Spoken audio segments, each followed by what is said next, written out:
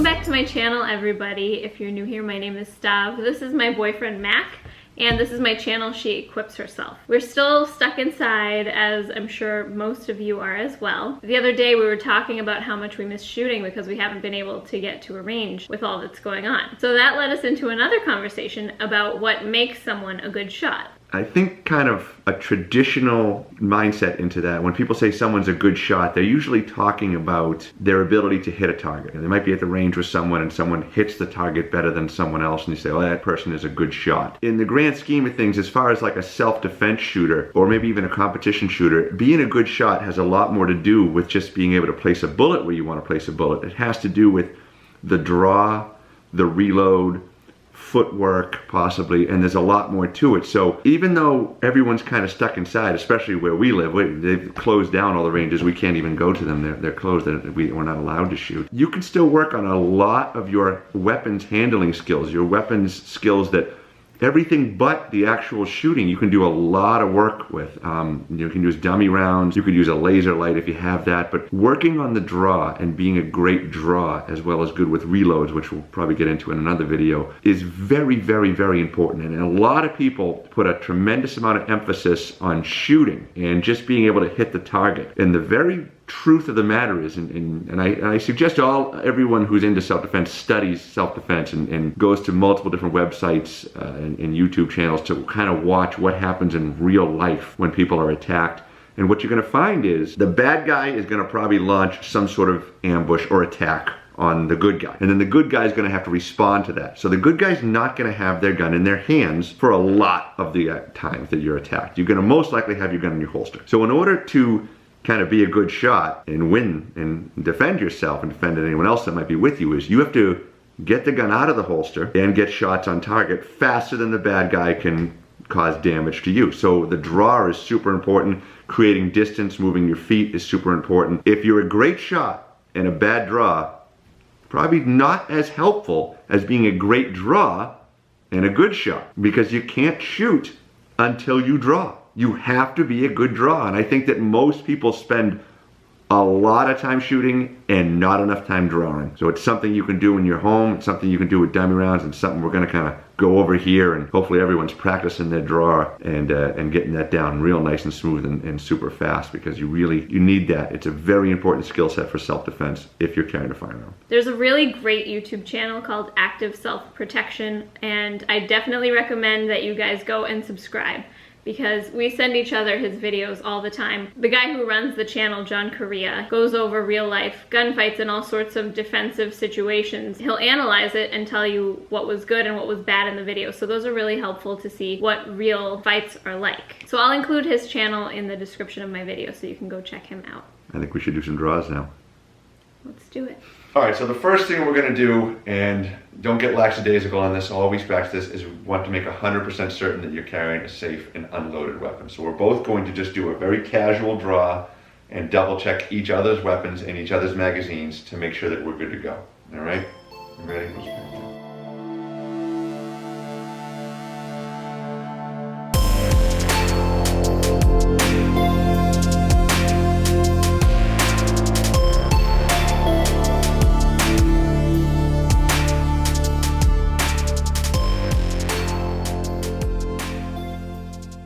So what we're going to go over is your self-defense draw, which can be different than a competition draw, than a standard shooting draw. And we're going to kind of talk about what the differences are and why they're important. It might save your life here. So the first step, and Stavroula is going to be the model for all this, is essentially getting your clothing out of the way. Depending on how you dress, this might be easy or hard, and it might be consistent with your training, or it might be something new. Something new is never good in a gunfight, so what you want to do is practice how you dress. The way that I dress more often than any other types of outfits is just kind of a sweatshirt or a shirt that has nothing, there's no buttons here. It might be a long sleeve t-shirt, it might be a sweatshirt, it might be a fleece like what I'm wearing right now. So my draw kind of comes from a lifting of the shirt using different methods. Some people wear a suit jacket all the time and their draw might come from sweeping that suit jacket out of the way. But however you dress the most, I highly recommend training primarily with that style of clothing, and then if you switch it up and you wear something new, you want to practice that as well. I'm wearing just a light jacket and a pair of jeans. I change up my outfits a lot, but this is something that I would typically wear, so that's what I'm choosing to practice in today. And I'm carrying in a corset holster. I've done a few videos featuring this holster. I will link it below in case you guys want to know more about it. And the gun I'm carrying, which is the gun I usually carry, is my shield right here, and I've got an extra magazine in the other pocket. All right, so face in a safe direction. Safe direction is important too. We're facing our woods, so there's nothing, and we're on the second level of the house as well, so there's nothing that's going to be back there. Even if you know your gun is unloaded, always just have it in the back of your head that it's loaded. So always make sure that you're pointing your gun in a safe direction. If we're facing this way, step one is going to be to move her concealment. Now she has options. She can move her concealment with her right hand. She can move her concealment with her left hand. It's a good idea to practice both, but step one is going to be to move concealment. There's a lot of different draws out there, and we're going to go over probably way more than this one. This is just the first one we're going to go over. So if you're already thinking of other things, we'll get to it. We're just not there yet. So step one is we're going to move concealment. So Stav, go ahead and move the concealment any way you normally do. So she chose to use her non-dominant hand to move that concealment out of the way. One thing I'll say about that is don't be lazy. Don't move it. Her gun is all the way here. Don't move it down like just barely, like get it out of the way. So she did an excellent job of getting that. That's basically not even part of the step, the 4-step process. That's just where you go from there. So it's not even quite step one. So she's moved her concealment out of the way, and now the actual step one is going to be to have her put her hand on her gun. So she's going to go ahead and reach down with her dominant hand, and she's going to grab her gun. Now the different types of holsters are going to require different types of grabs, but what I will tell you is this: the closer you can get to a shooting grip, meaning able to deploy that firearm correctly, the better. So different holsters will work differently, but you would love to be able to pull that gun out and immediately fire it without pulling that gun out and having to change your grip. So she's trying to get as close to a shooting grip right now as she possibly can. So here Stav is at a good 1, and what you're going to see is she's got that firearm in a good shooting position. Her index finger is straight and off the trigger. And what you can see is the webbing between her thumb and her index finger is high on the back strap underneath the beaver tail. So when she does come out, you can see that her hand is in a good shooting position. She doesn't have to mess with her grip. That's what I mean by that is a good shooting position. She doesn't want to practice coming out and fixing it. So it's always a good idea to practice a couple step ones. So let's just go back to a 0 real quick and we'll just do it again. So when I say 1, just go to a 1. And we're going to incorporate the moving and the clothing too. Ready? 1. And she's moving her concealment and going right to that grip. Now we could do that a bunch of times, and I highly recommend you do that a bunch of times. So I guess we'll do one more. Ready? 1. Now step 2 is the kind of the one that gets screwed up, the one that people forget, because a lot of people shoot 2 hands on the gun, full extension, looking through their sights and shooting at a target. Whether you're a competition shooter or you're kind of going through tactical classes or things like that, one thing that a target will never do is disarm you or hurt you in the middle of your draw. So most people like to be out here, even when they're shooting for time, to get an accurate, well-placed shot out here. In real life, the bad guy is going to ambush you. He's going to attack you, and you're going to be reacting to his attack. So it's probably going to take you a full second or more to actually understand that you're under attack, that the bad guy's trying to attack you. From there, you're going to have to move your concealment, get your gun up, and defend yourself. So we want to practice a proper 2, because step 2 might be a very life-saving shooting position. So we're still at a good step 1, and now we're going to go to 2. Ready? 2. Now when you go to 2, what you see is Stav came out, and she's keeping that gun away from the bad guy. If she needed to at this point, she could release her closing with her non-dominant hand and stick her hand out, so she could be blocking someone, sticking her fingers in their eyes, punching them, defending herself. She might also be moving her feet. We'll get into that later. But she's kind of playing keep away with this gun. She doesn't want to come to, pushing the gun towards the adversary. As the gun gets pushed closer and closer towards the bad guy, it's more likely to be deflected or grabbed. So by her bringing it all the way back, it's hard for the bad guy to get his hand on it, hard for him to deflect that. So she might have to take her first few shots from here because of the speed of the attack. So she's here at step 2, where now she may have to deploy her firearm. So here is Stav's step 2, and it's a perfect example of a step 2. What you could see is the firearm is pointing in the direction of the potential threat. the slide and the top of the slide is facing away from her body. That way, when the slide comes to the rear, it's going to be able to come to the rear and go forward, and that weapon will be able to fire over and over again without causing any malfunctions. So if this was her step 2, you can see that that slide's going to hit her. It's going to possibly cause a malfunction. If it's wintertime and you have more and more layers on, it's going to get wrapped up in your jacket and things like that. So it's important to understand the reason why we're rotating that firearm outboard is to make sure that no matter what we're wearing, it's clear and that weapon can fire over and over again without any malfunctions. So what we're going to do next is we're going to go to step 3. We're going to stop there and show it to you, but when we start going, you just kind of slide right through step 3. But it's important to explain it to you because you reverse 3 after you shoot every single time. So it's good to know. So ready, 3. She slides the gun forward and she gets 2 hands on it. The gun is in the center of her body. So now she has 2 hands on it. She has a good 2-hand grip. Whatever 2-hand grip she's chosen to use, she has it on there. And now we're going to go all the way to full extension. Ready, 4. She brings the gun all the way up. Hopefully she can use her sights under stress. They don't work so good. Our eyes want to look at the threat, not look at our gun. So she's all the way up and she's in a good shooting position. She would from here deliver whatever rounds she needed to deliver, hopefully stopping the threat. And then as soon as that's over, as soon as she's no longer putting rounds down range, she's going to want to assess the area and see, number 1, is there any other bad guys or threats that she needs to worry about, and see if there's any good guys, if she herself has been hit, if someone she loves or cares about has been hit. So she's going to go ahead and bring that gun right back to position 3, and from here, she's going to look around. She's going to assess the area. She's going to look behind her. She's going to look both sides, and she's looking for additional threats. She's going to check herself out. She might have an injury she doesn't even know about, and right here is where we assess. It kind of gets the gun out of your way, breaks your tunnel vision a little bit. And that's why we focus on 3 and understanding 3, because we come back to 3 every single time. The 3 is as soon as you're done shooting, you're at 3. And then you're kind of figuring out what to do next. You might be on the hop and running away right there. So that's the proper draw. Now from here, when we're done, as soon as she's done scanning, she's going to just go right back to her condition carry. What I mean by that is she carries with a round in the chamber, no safety, and she just holsters. Some of you might have a safety. Some of you might have decock lever. Some of you might not carry with a round in the chamber, and I highly recommend you get away from that as soon as you're comfortable getting away from that. That's a process, so I understand if you're not there yet. In the many times I've had to deploy a weapon as a police officer, a lot of times there's not much of an advance warning. And this hand is generally busy when this hand needs to go for a weapon, whether it be a pepper spray, a taser, or a gun.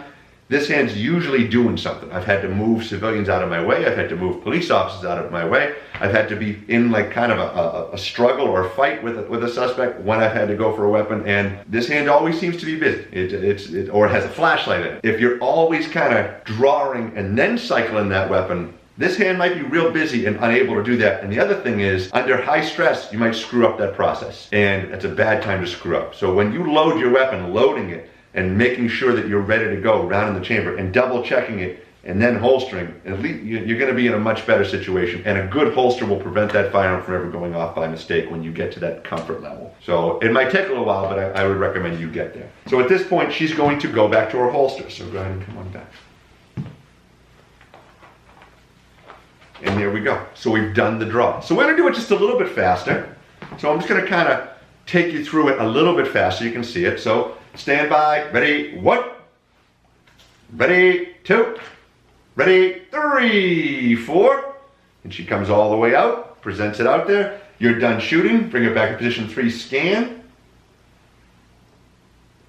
Street ready, holster.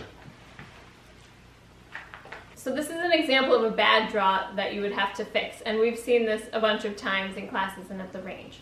Draw, fix, present.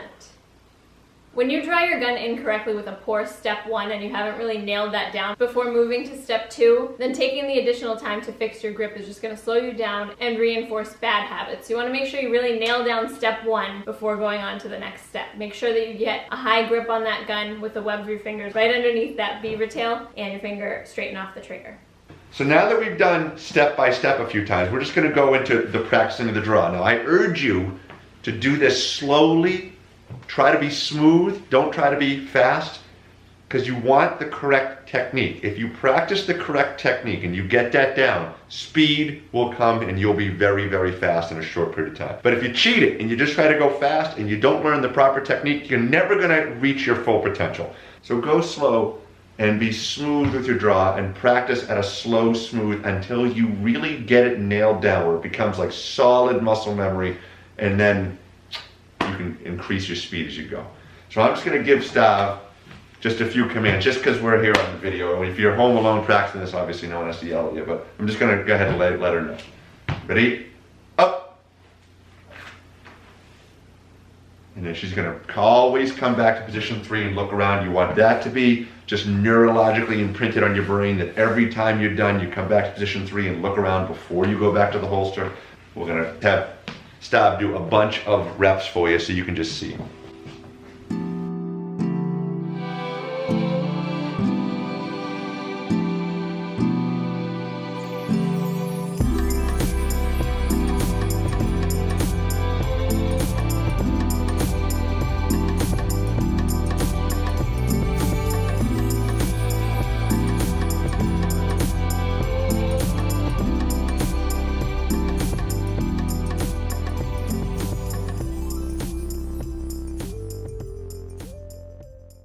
Okay, so don't be in a rush to do this, but once you've practiced the static or the stationary draw over and over and over again, and you've got that down, it's just your hands know right where to go. What you want to do is practice moving, because once again, if you watch John Korea, if you watch YouTube, you're going to see that the bad guy is going to choose to attack the good guy, and he's going to choose at the best time for him. So it's not going to be a great time for you. So you're going to have to play catch up. Standing still while someone is closing the distance at you with either a knife or a baseball bat or even a firearm themselves, that's bad. You're gonna identify that someone's attacking you, and then you're gonna have to go to the draw. The second you identify that someone's attacking you, you wanna be moving your feet, creating distance, getting off of what we say getting off the X or getting off the railroad tracks, not standing still, because standing still is going to actually benefit the bad guy. So we want to immediately move our feet. So a very simple way to practice this, and a lot of ranges do allow you to do a little bit of movement, so as long as you're not stepping back or stepping forward, some ranges will allow this. I know there's a lot of range restrictions out there, but what Stav's going to do is she's going to practice taking a step to the left and then taking a step to the right. And she's just going to take one step, and she's just going to be practicing getting her feet moving as soon as she identifies a threat, and then that gun comes out later. The gun's gonna come out, her feet are gonna be stopped moving by the time that gun comes out, because that's how long it takes. So she's just gonna go stepping left and stepping right, just to show you how to not stand still on the draw. Standing still on the draw is a bad idea. So always be moving once you get to that level. Good, Sal, I'll stand.